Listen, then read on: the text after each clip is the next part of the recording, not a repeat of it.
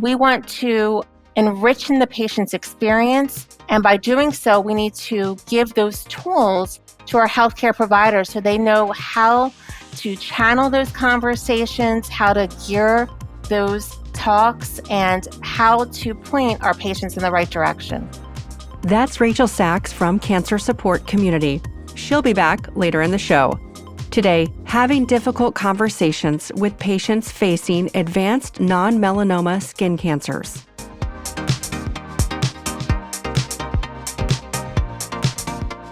Welcome back to Cancer Buzz. I'm your host, Summer Johnson. We know shared decision-making is critical to forming a care plan for patients diagnosed with advanced stage cancer. But these conversations with patients and their loved ones can be tough for care professionals to navigate. Our guests today walk us through these conversations so patients feel heard and engaged with their treatment plan. Dr. Sunandana Chandra is a physician and associate professor of Hematology and Oncology at Northwestern University. Unfortunately, in our time, I don't think it was an official part of the curriculum in medical school.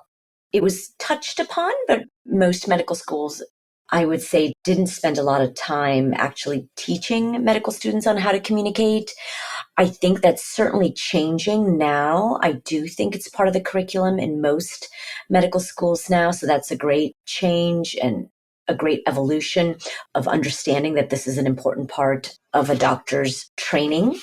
However, I will say that over the years, having been in numerous settings and situations where I've had these conversations, I've really kind of learned how to present the information in a informative and a compassionate way. I'm still learning, to be honest. I think it's forever a process of improvement for all of us.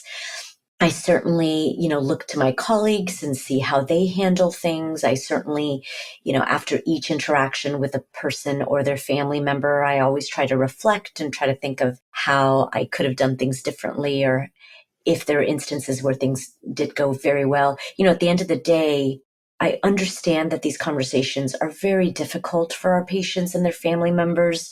And not only do I want to give them as much information as I can, but I really want to deliver it as compassionately as I can so that they can look back and not have any regrets as to how the conversation went.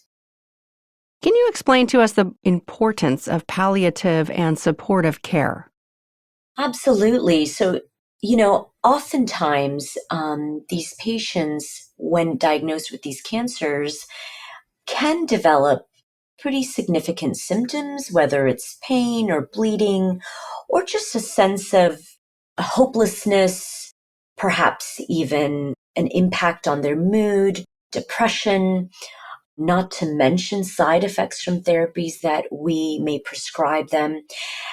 And many times these patients have had a chance to already think about what they want for their own care, how aggressive they would like to be or not to be, their own goals of care.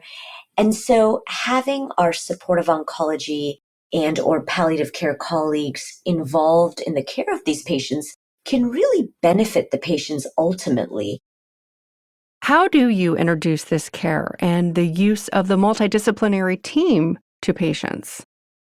Well, in general, I think the data has shown in other cancers, certainly, that when patients have a palliative care or supportive oncologist on their team, or a number of team members as part of their care team, their outcomes are actually better.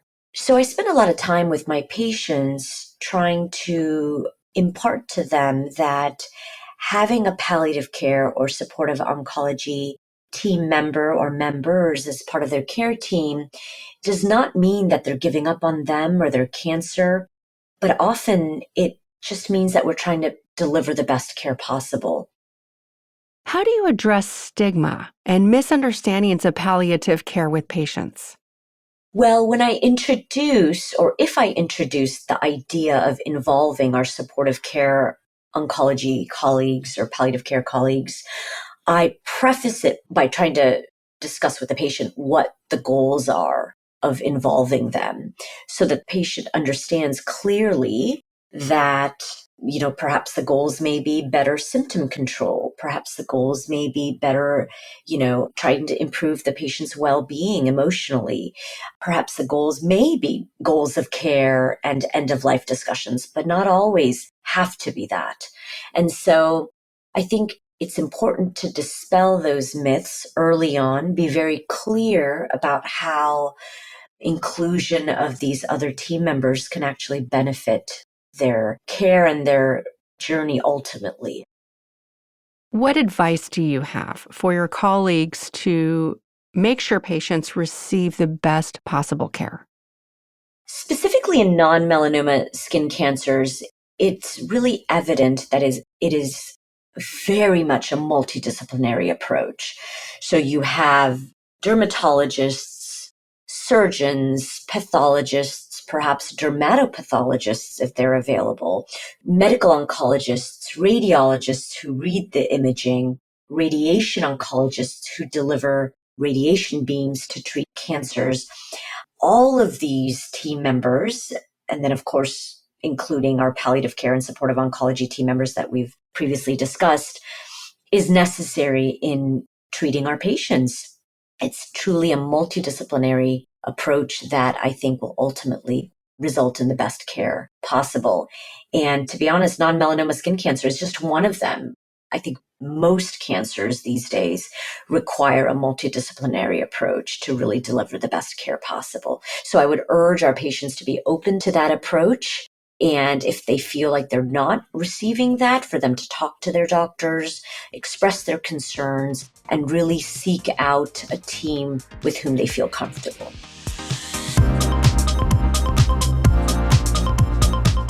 Our next guest is here to tell us how they've prepared resources to help support patients and care teams when having these conversations. Rachel Sachs is the Senior Director of Education at Cancer Support Community. Rachel, can you explain why palliative and supportive care is an important part of the patient's cancer treatment? It's extraordinarily important for patients of all types of cancers, including non-melanoma skin cancer, to make sure that they are receiving the most appropriate care as possible.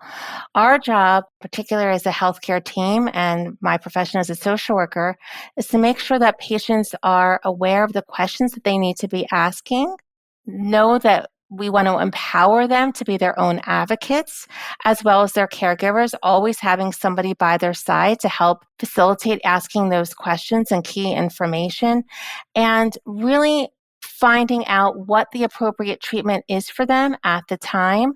And particularly with advanced non-melanoma skin cancer, there's various different types of treatment, including palliative care as well, but figuring out what is the most appropriate type of care at the time. Should I be seeking, immunotherapy, radiation? Should I be looking into a clinical trial? Or has my cancer advanced at such a stage that we need to be talking about palliation? How has the care team's approach to implementing this type of care evolved? I've been in the field for a really long time, and I've seen healthcare change over time. I think that when I started back years ago, that there was a notion of always treating into the last minute, and that palliation and hospice were really taboo topics. And it was hard for physicians to say that they wanted to pursue that level of care for patients, and they felt that that was kind of letting go.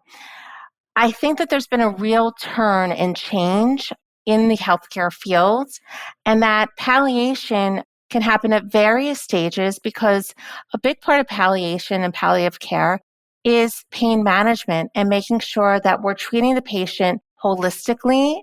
We're making sure that the patient is not in any pain, and we're really honoring where they want to be at in their treatment process. What do patients need from care providers to improve their treatment journey? Sure. So the first thing that they need from the care team is they need to understand what each care member of the care team does.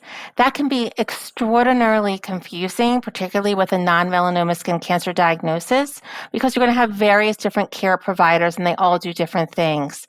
So we want to give our patients the time to understand what each one does and who to refer to. For example, the social worker and the nurse navigator, the dermatologist, the oncologist, the radiation specialist. So we want to have them understand who they can come to. They can always come to their nurse navigator and their social worker and truly anybody on the healthcare team because they'll point them in the right direction. But we want to educate our patients about who is on their healthcare team. That's first and primary. And we also want to focus on our patients because patients come in with different level of knowledge, different backgrounds, and have a different wherewithal in terms of where they might be at, in terms of where they are, in terms of knowing what their diagnosis is. So we really try to make sure that our patients have the resources, whether that's, written. We at Cancer Support Community do various different types of videos because people learn in different ways. But what are the types of questions you should be asking your healthcare provider? And we have various tools that we give to our patients and offer as resources. So they have those questions right in front of them, like discussion tools, in terms of what they should be asking their care provider, what they should be advocating for, and how they want to convey what they want for their treatment and what their treatment goals are. Can you explain why it's so important for providers to have resources that help them deliver this care? Absolutely. So these tools really are offered for patients and geared for patients and caregivers, but they're really for the entire healthcare team. And it's essential that our healthcare providers know of these resources. There's so many different advocacy organizations out there for patients for non-melanoma skin cancer and other chronic diseases and other cancers. And we want our healthcare providers to have those resources at the tips of their hands because, like I indicated earlier, their time is limited. They're seeing multiple patients in a day, and sometimes they only have 15, 20 minutes or less to be able to spend the time for their patients and their loved ones. So we want them to have a reference point that they can say to their patients, this is what's happening. This is what you're going through. Let me give you some resources to use tandem to what we're talking about. And then you can call me, email me, talk to the navigator, talk to the nurses about what some questions might be coming up for you. We want to enrich in the patient's experience. And by doing so, we need to give those tools to our healthcare providers so they know how to channel those conversations, how to gear those talks, and how to point our patients in the right direction. Do you offer resources to help care teams navigate these difficult conversations? So, all of our resources, we have extensive resources, particularly on advanced non-melanoma skin cancer. We have radio podcasts, Facebook Live webinar, and e-learning, which is a quick guide to what non-melanoma advanced skin cancer is. It's an 8-minute overview. We have a very thorough book that's geared towards the patient and caregiver, but absolutely appropriate for the healthcare provider as well. And then, like I had indicated earlier, we have discussion tools, which are tools that are geared for the patient and caregiver to bring into the healthcare office, but for sure, the healthcare team can use as well. So we have numerous resources that can help support the healthcare team and providers to have these conversations. And I think our healthcare providers are doing a really good job these days when they feel that they might not have the time or that they have additional questions.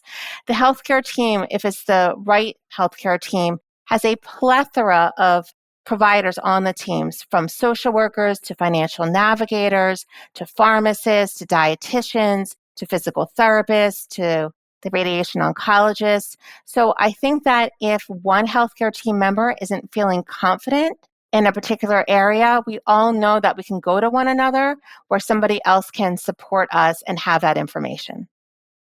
What do care providers need to know to better treat this patient population?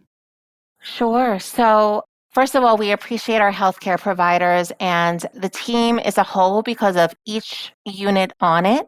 And that makes just the care for our patients stronger, and it makes us stronger as individual healthcare providers. I think what's really important to inform our healthcare providers about is that patients are just needing the time. They want to be heard. They want to be able to ask their questions. And they have uncertainty. They're scared. They have anxiety. And we want to give them the time and the wherewithal, just like we would want to have from our own healthcare provider should something come up in our life medically. We want our patients to know that they have that same love, care, and time from our healthcare providers. And the other thing we want our healthcare providers to know is that they're not in it alone. They know that they have an extensive team supported around them, but they also have advocacy organizations like Cancer Support Community out there to help support them, to help support their patients, and to help support the caregivers, because they are very key and important, particularly in an advanced non-melanoma skin cancer patient's life.